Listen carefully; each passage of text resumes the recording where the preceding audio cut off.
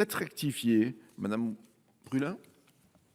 Merci, Monsieur le Président, Madame la Ministre, mes chers collègues. C'est un amendement, qui vise à proposer qu'un avis négatif d'un ABF soit assorti de conseils pour trouver des solutions qui dépassent l'avis négatif et qui permettent d'avancer sur les projets. Parce qu'aujourd'hui, on a malheureusement souvent affaire à des avis un peu couperés qui parfois conduisent à l'annulation de la réhabilitation d'un site, la requalification de bâtiments qui deviennent de véritables verrues dans nos communes et parfois même aux abords très proches d'un patrimoine extrêmement intéressant.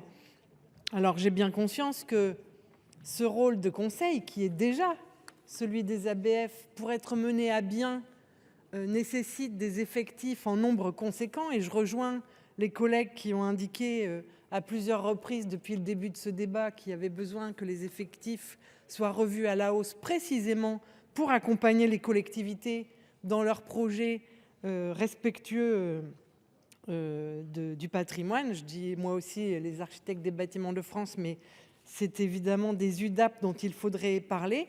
Et puis le deuxième élément qui sous-tend cet amendement, c'est l'idée qu'il faudrait développer une vision globale.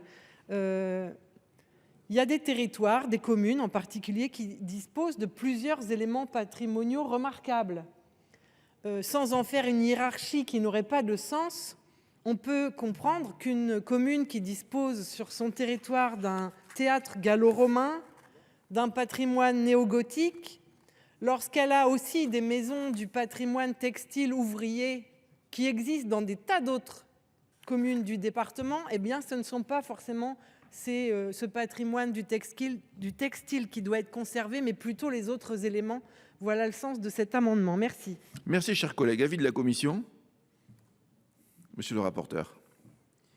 Alors, l'avis de la commission est défavorable.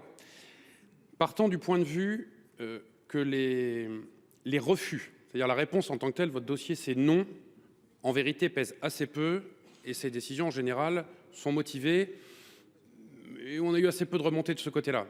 Et l'autre volet, qui la représente une grosse partie, c'est l'ABF qui vous dit oui, virgule, mais.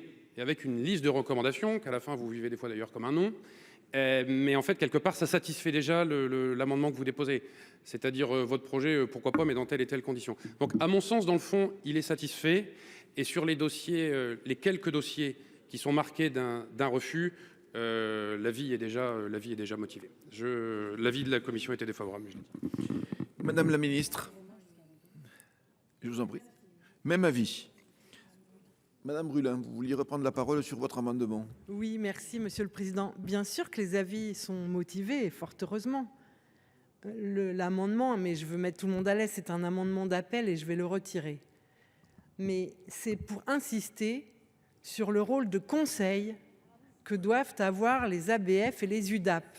Or, trop souvent, ils ne jouent pas ce rôle de conseil. Alors peut-être pour certains d'entre eux parce qu'ils n'ont pas envie de le faire, mais souvent aussi parce qu'ils ne sont pas assez nombreux pour pouvoir jouer ce rôle de conseil.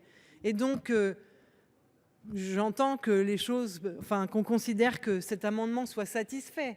Mais vous disiez tout à l'heure, monsieur le rapporteur, que ça marchait sur le papier, mais pas dans la réalité. Ben, je vous renvoie à ces propos. Dans la réalité, malheureusement, les UDAP et les architectes des bâtiments de France ne sont pas assez en conseil auprès des collectivités. Et pourtant, il y a souvent des solutions qui sont possibles à mettre en œuvre. Et moi, je pense même qu'il y a des contraintes, et des contraintes même très exigeantes, qui peuvent donner lieu à des choses très intéressantes au plan architectural, mais à condition que les communes qui n'ont pas toutes un service d'architectes, d'urbanistes, etc., parce qu'on parle aussi de petites communes, puissent être accompagnées dans cette recherche-là. Merci. Merci, chers collègues. Donc, j'ai bien noté que c'était un amendement d'appel et que vous le retiriez. Donc, nous allons voter maintenant. Ah, Madame la Ministre, vous voulez s'exprimer, je vous en prie. Allez-y, si vous souhaitez vous exprimer, vous avez toute l'attitude pour le faire. Merci, Monsieur le Président. C'est juste avant la discussion, évidemment, et le vote de l'article 2. Je l'ai dit lors de mon propos introductif. Moi, je comprends et j'ai entendu, Madame, vous avez raison, Madame la sénatrice, sur cette volonté de conseil, d'explication et d'interaction avec les ABS. Majoritairement, franchement, ça marche bien. Parfois, évidemment, il peut y avoir des difficultés. Merci, Monsieur le Président.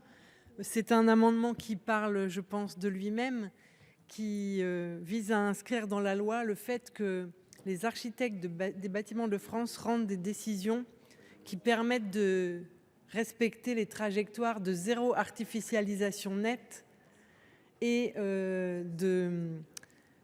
qui répondent également aux exigences de, je trouve plus mes mots, je suis désolée, de réhabilitation du bâti existant. Je pense notamment au regard des exigences énergétiques.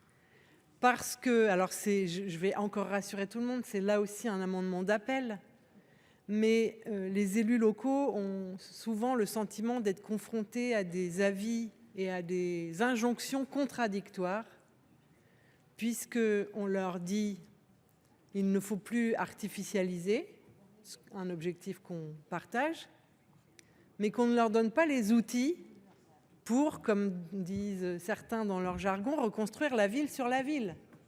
Et qu'à un moment, ça pose problème.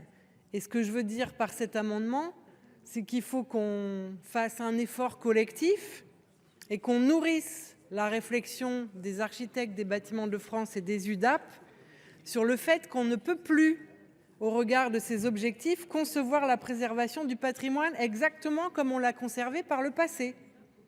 Parce que, de fait, il va y avoir des emprises à reprendre dans le cœur de nos villes qui vont forcément se confronter avec un patrimoine existant. Et je pense que cette dimension n'est pas encore prise en compte. Et donc, c'était le sens de cet amendement. Merci. Sur cet amendement qui, au dire de son auteur, est un amendement d'appel, monsieur le rapporteur. Bon, c'est un avis négatif de la commission. Vous parlez de la trajectoire du ZAN, c'est un sujet qui a été longtemps vu hier, donc trajectoire, y a-t-il encore pas? Enfin, j'en parle devant notre collègue Gambier. Ensuite, on considère que l'ABF, son métier, c'est le patrimoine, et que les contradictions des politiques publiques, il peut y avoir des contradictions, le sujet des énergies renouvelables, du ZAN, du patrimoine, c'est au préfet de région qui revient de les trancher et pas aux ABF. Avis défavorable. Madame la ministre, même avis? Même avis.